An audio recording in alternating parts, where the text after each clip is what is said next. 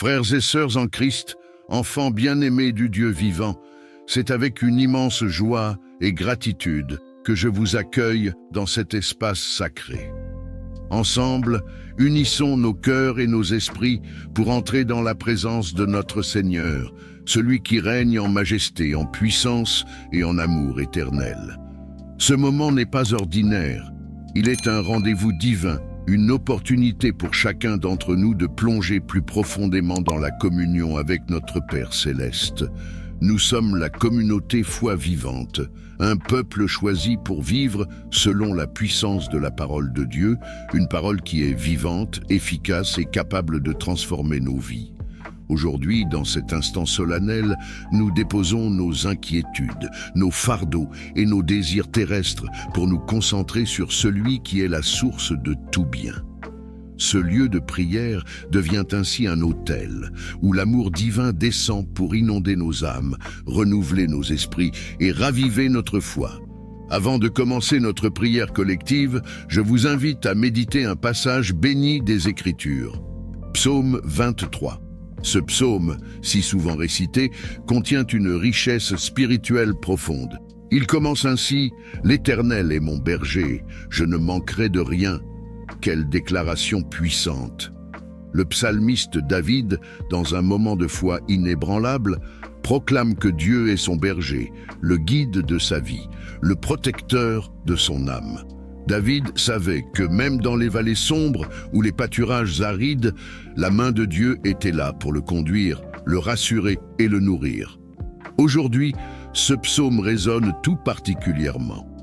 Nous vivons une époque marquée par l'incertitude, des crises économiques, des tensions familiales, des conflits intérieurs et des doutes sur l'avenir.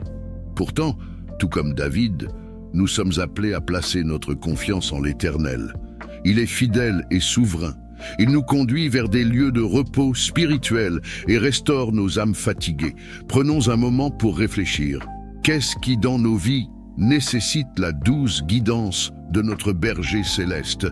Quels sont les domaines où nous avons besoin de lâcher prise et de permettre à Dieu de prendre les rênes?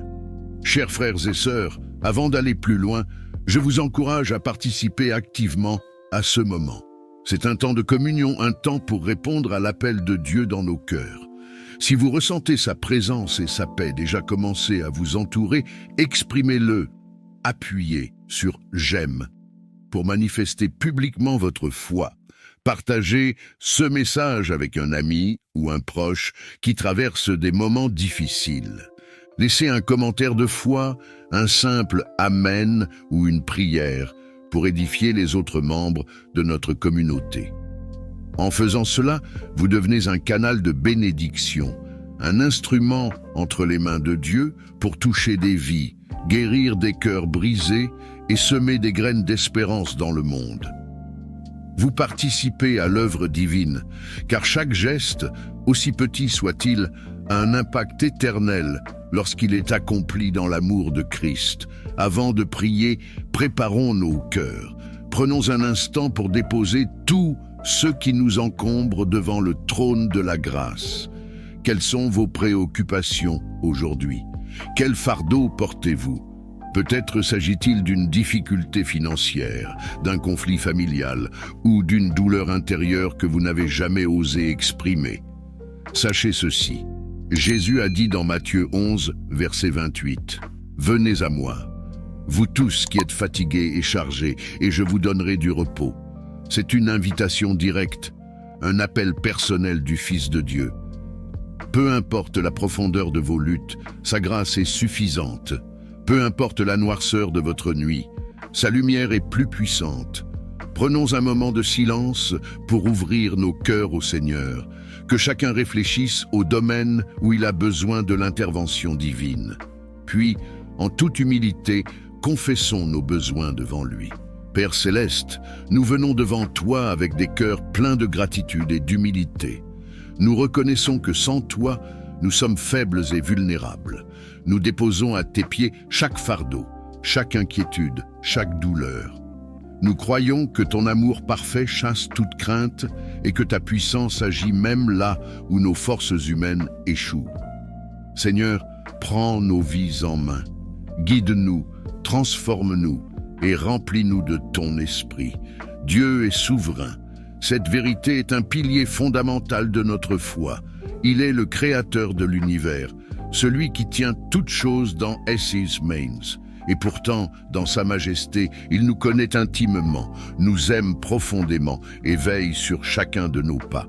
Dans Ésaïe 55, versets 8 et 9, le Seigneur déclare « Car mes pensées ne sont pas vos pensées, et vos voix ne sont pas mes voix. » Cette parole nous rappelle que même lorsque nous ne comprenons pas ce qui se passe dans nos vies, nous pouvons avoir une confiance absolue en la sagesse et en les plans de Dieu.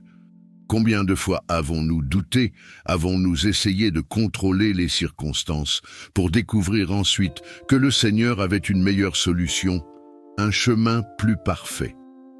Prenons quelques instants pour réfléchir aux situations où nous avons vu la main de Dieu agir.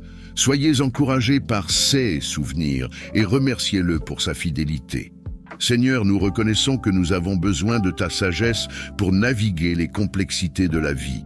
Ta parole nous enseigne que si quelqu'un manque de sagesse, il n'a qu'à te la demander et tu la donnes généreusement, comme il est écrit dans Jacques 5, verset 5. Alors aujourd'hui, Père, nous t'implorons de nous guider. Donne-nous la clarté dans nos décisions, l'humilité dans nos relations et la force de suivre ta volonté, même lorsque le chemin semble difficile. Chers frères et sœurs, alors que nous continuons dans cet esprit de prière, je vous invite à devenir des témoins actifs de la gloire de Dieu. Que chaque parole, chaque action de votre semaine soit un témoignage de l'amour et de la puissance de notre Seigneur.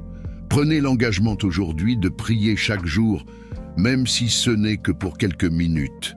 Lisez et méditez la parole de Dieu avec assiduité. Soyez un instrument de paix et d'amour dans vos interactions avec les autres. Nous ne sommes pas appelés à vivre passivement notre foi, mais à être des lumières dans ce monde. Jésus a dit « Vous êtes la lumière du monde. Une ville située sur une montagne ne peut être cachée. Père Tout-Puissant, nous t'offrons nos vies, nos cœurs et nos esprits. Fais de nous des instruments entre tes mains. Purifie-nous, sanctifie-nous et utilise-nous pour ta gloire. Que nos pensées, nos paroles et nos actions reflètent ton amour et ta sainteté. Nous t'appartenons, Seigneur. Prends le contrôle total de nos vies et conduis-nous sur le chemin de la justice. Nous proclamons aujourd'hui que la victoire appartient à notre Seigneur. Peu importe les défis qui se dressent devant nous, nous savons que, par Jésus-Christ, nous sommes plus que vainqueurs. Que cette semaine soit marquée par des percées, des bénédictions et des témoignages de la fidélité de Dieu. Seigneur, nous t'invitons à marcher devant nous.